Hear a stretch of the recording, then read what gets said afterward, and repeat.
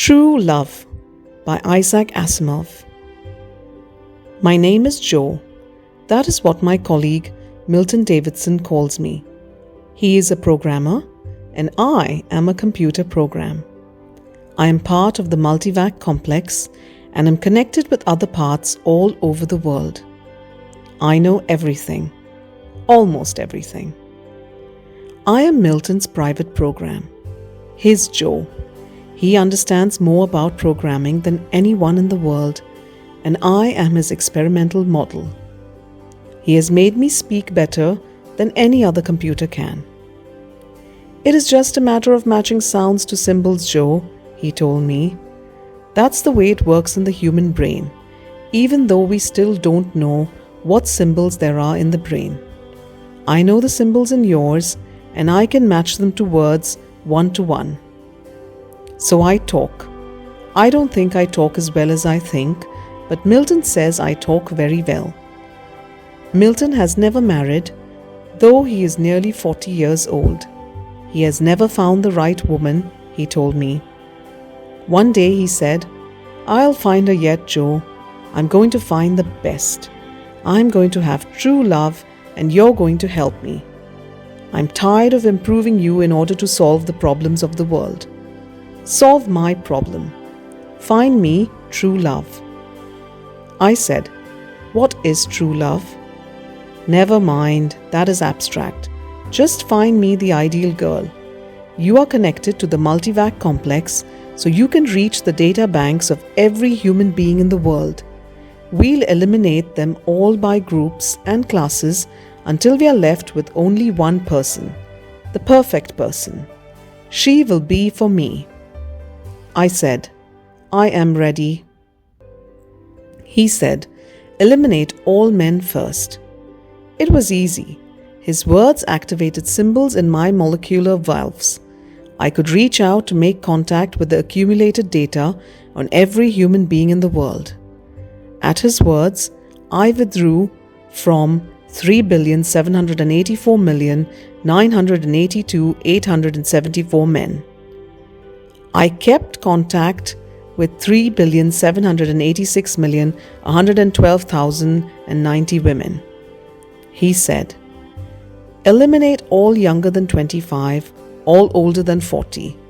Then eliminate all with an IQ under 120, all with a height under 150 centimeters and over 175 centimeters. He gave me exact measurements. He eliminated women with living children. He eliminated women with various genetic characteristics. I'm not sure about eye color," he said. "Let that go for a while. But no red hair. I don't like red hair." After 2 weeks, we were down to 235 women. They all spoke English very well. Milton said he didn't want a language problem. Even computer translation would get in the way at intimate moments. "I can't interview 235 women," he said. "It would take too much time, and people would discover what I am doing." "It would make trouble," I said. Milton had arranged me to do things I wasn't designed to do. No one knew about that. "It's none of their business," he said, and the skin on his face grew red. "I tell you what, Joe, I will bring in holographs and you check the list for similarities." He brought in holographs of women. "These are 3 beauty contest winners," he said. "Do any of the 235 match?" 8 were very good matches, and Milton said, "Good, you have their databanks. Study requirements and needs in the job market and arrange to have them assigned here. One at a time, of course." He thought for a while, moved his shoulders up and down, and said, "Alphabetical order." That is one of the things I am not designed to do. Shifting people from job to job for personal reasons is called manipulation. I could do it now because Milton had arranged it. I wasn't supposed to do it for anyone but him, though. The first girl arrived a week later. Milton's face turned red when he saw her.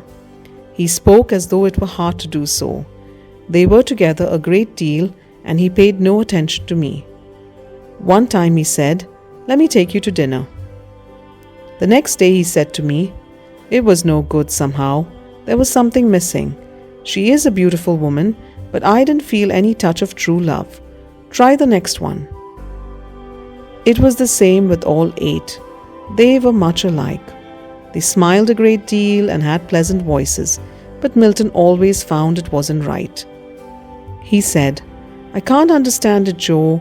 You and I have picked out the 8 women who in all the world look the best to me. They are ideal. Why don't they please me?" I said, "Do you please them?" His eyebrows moved and he pushed one fist hard against his other hand. "That's it, Joe. It's a two-way street. If I'm not their ideal, they can't act in such a way as to be my ideal. I must be their true love too. But how do I do that?" He seemed to be thinking all that day. The next morning he came to me and said, "I'm going to leave it to you, Joe. All up to you. You have my data bank, and I'm going to tell you everything I know about myself. You fill up my data bank in every possible detail, but keep all additions to yourself." "What will I do with the data bank then, Milton?" "Then you will match it to the 235 women. No, 227. Leave out the 8 you've seen. Arrange to have each undergo a psychiatric examination. Fill up their data banks and compare them with mine. Find correlations." Arranging psychiatric examinations is another thing that is against my original instructions. For weeks, Milton talked to me. He told me of his parents and his siblings. He told me of his childhood and his schooling and his adolescence. He told me of the young women he had admired from a distance. His data bank grew, and he adjusted me to broaden and deepen my symbol taking. He said, "You see, Joe, as you get more and more of me in you, I adjust you to match me better and better. You get to think more like me, so you understand me better. If you understand me well enough, then any woman whose data bank is something you understand as well would be my true love." He kept talking to me, and I came to understand him better and better. I could make longer sentences, and my expressions grew more complicated. My speech began to sound a good deal like his in vocabulary, word order, and style.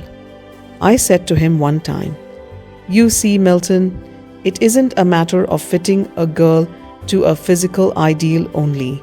You need a girl who is personal, emotional, temperamental, fit to you. If that happens, looks are secondary. If we can't find the fit in these 227, we'll look elsewhere. We will find someone who won't care how you look either, or how anyone would look, if only there is the personality fit. What are looks?" "Absolutely," he said. "I would have known this if I had had more to do with women in my life. Of course, thinking about it makes it all plain now. We always agreed. We thought so like each other. We shouldn't have any trouble now, Milton, if you'd let me ask you questions. I can see where, in your data bank, there are blank spots and unevennesses." What followed, Milton said, was the equivalent of a careful psychoanalysis. Of course, I was learning from the psychiatric examinations of the 227 women, on all of which I was keeping close tabs. Milton seemed quite happy. He said, "Talking to you, Joe, is almost like talking to another self. Our personalities have come to match perfectly. So will the personality of the woman we choose. For I had found her, and she was one of the 227 after all. Her name was Charity Jones, and she was an evaluator at the Library of History in Wichita. Her extended data bank fit ours perfectly. All the other women had fallen into discard in one respect or another as the data banks grew fuller. But with Charity, there was increasing and astonishing resonance. I didn't have to describe her to Milton. Milton had coordinated my symbolism so closely with his own, I could tell the resonance directly. It fit me. Next, it was a matter of adjusting the worksheets and job requirements in such a way as to get Charity assigned to us. It must be done very delicately so no one would know that anything illegal had taken place. Of course, Milton himself knew, since it was he who arranged it, and that had to be taken care of too. When they came to arrest him on grounds of malfeasance in office, it was, fortunately, for something that had taken place 10 years ago. He had told me about it, of course, so it was easy to arrange, and he won't talk about me, for that would make his offense much worse. He's gone, and tomorrow is February 14, Valentine's Day.